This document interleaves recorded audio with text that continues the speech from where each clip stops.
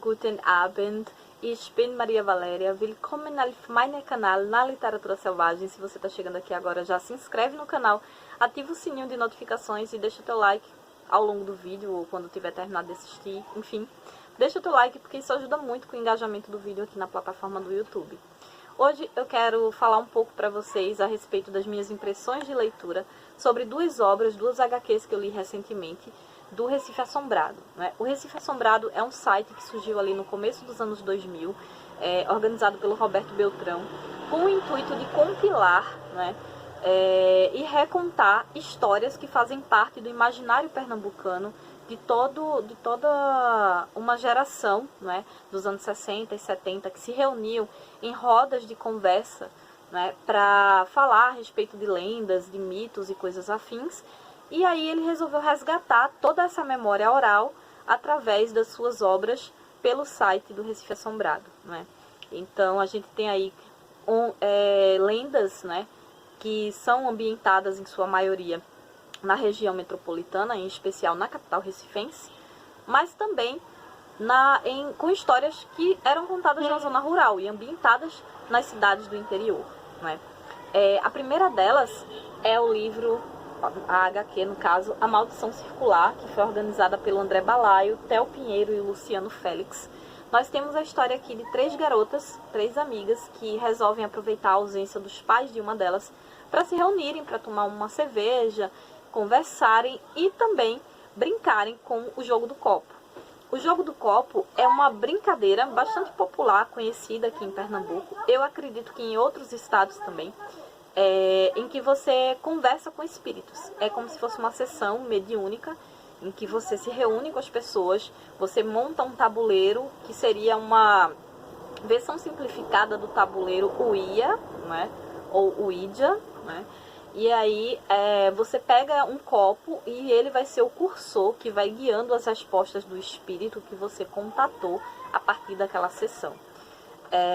E aí elas realmente conseguem se conectar com um espírito que se identifica como Milton, e aí ele vai contar a história dele, que tem uma importância muito grande com relação à casa em que elas estão fazendo a brincadeira, né?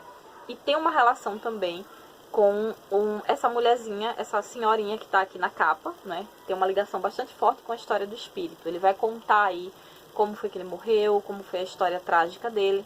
Em determinado momento da história, uma das jovens se sente mal, indisposta, e resolve subir as escadas para repousar umas horas num dos quartos da casa, enquanto as outras continuam conversando com Milton.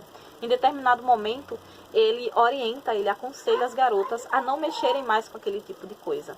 E aí algo inevitável, algo muito assombroso acontece.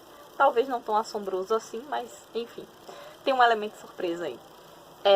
As minhas considerações finais a respeito da HQ, o traço dela, que é muito bonito, né? Se trata de uma história bastante bem representada, graficamente falando, né? Ela é baseada num conto que existe num dos livros do acervo do Recife Assombrado. Não lembro exatamente qual dos livros, eu vou deixar o nome aqui na tela e eu tenho ele aí. Quando eu terminei a HQ, eu lembrei que eu já tinha lido essa história através do conto. A minha crítica seria, não é bem uma crítica, mas é uma espécie de reflexão com relação à história do próprio Milton. Eu acredito que tem pano para manga para você desenvolver uma outra história dentro dessa narrativa, e o desfecho dela também, a meu ver, poderia ter sido um pouco melhor trabalhado. Mas claro que a gente está falando de uma mídia, de uma publicação em HQ, e talvez tenha que ter havido certas adaptações para poder se encaixar nesse formato, né? No conto fica uma coisa mais misteriosa no ar. Na HQ é algo mais breve, algo mais curto, assim, o desfecho é um pouco mais enxuto. Mas claro que isso não tira a importância da obra, e eu acho que vale super a pena você conhecer de perto e você poder adquirir uma dessas HQs para ler e ter a sua própria experiência. Além dessa HQ, eu li também O Rio das Carrancas, né, da coleção Malassombro, que é organizada pelo André Balaio e o Theo Pinheiro. Essa história se passa em Petrolina, temos aí o cenário no Rio São Francisco. O Rio São Francisco é um rio que passa por boa parte do estado de Pernambuco. Ele é muito extenso, né? E a cidade de Petrolina é banhada pelas águas desse rio. Então, utilizando cores sombrias, né? A HQ foi muito bem produzida, graficamente falando. E eu gostei mais dela, particularmente, do que a do Maldição Circular. Mas, vamos lá. A história fala sobre uma menina dos anjos que é bastante maluvida. E aí, fazendo já o trocadilho, maluvida seria o conto em que a história O Rio das Carrancas foi baseada. Essa menina é muito traquina, é uma peste, é o cão. E ela fica atormentando a vida de todo mundo que mora perto dela, ela não obedece aos pais. Enfim, é uma menina muito traquina. A mãe coloca ela de castigo, né? E em determinado momento o pai, sem saber, chama ela para passear no rio. Ele precisa resolver umas coisas e ele, ao longo do trajeto ele vai conversando com ela e conta a história do irmão dele, né? Aconteceu uma coisa na infância do pai dela e aí ele vai retratar isso, falando sobre o irmão dele, que a menina não chegou a conhecer. E aí, quando finda o passeio, eles retornam para casa, já está anoitecendo, e aí ela fica com medo, porque ela saiu do castigo sem a mãe ter tirado para ir passear com o pai. Então, ao invés de sair junto com o pai para voltar para casa, ela permanece no barco e acaba avançando pelas águas do Rio São Francisco. E aí, em determinado momento, ela vai passar por uma experiência bastante bizarra e assustadora, e que vai fazer com que a conduta dela se modifique a partir daquela experiência. Eu não vou dar muito spoiler, não vou entrar muito nessa questão, mas a reflexão que fica, né, ela tem uma raiz, é de cunho cristão, sabe? Me assemelhou um pouco com a história de Pinóquio, né, aquela coisa de moral da história. Quem já leu a obra Pinóquio certamente vai conseguir identificar, fazer o elo aí entre as duas obras, mas a reflexão que fica é de que você...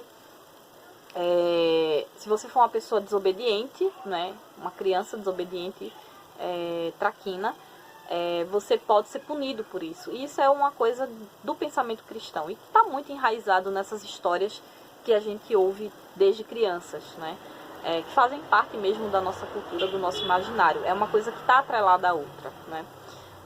Outro ponto interessante a respeito dessa HQ, né, que eu não posso deixar de mencionar, é sobre a própria caracterização da criatura que aparece aqui na capa, né?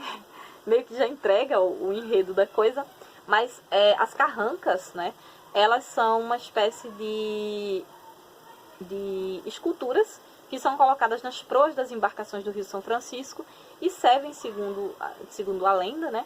Para afastar, espantar maus espíritos, né? Ou criaturas que possam viver na água daquele rio, né?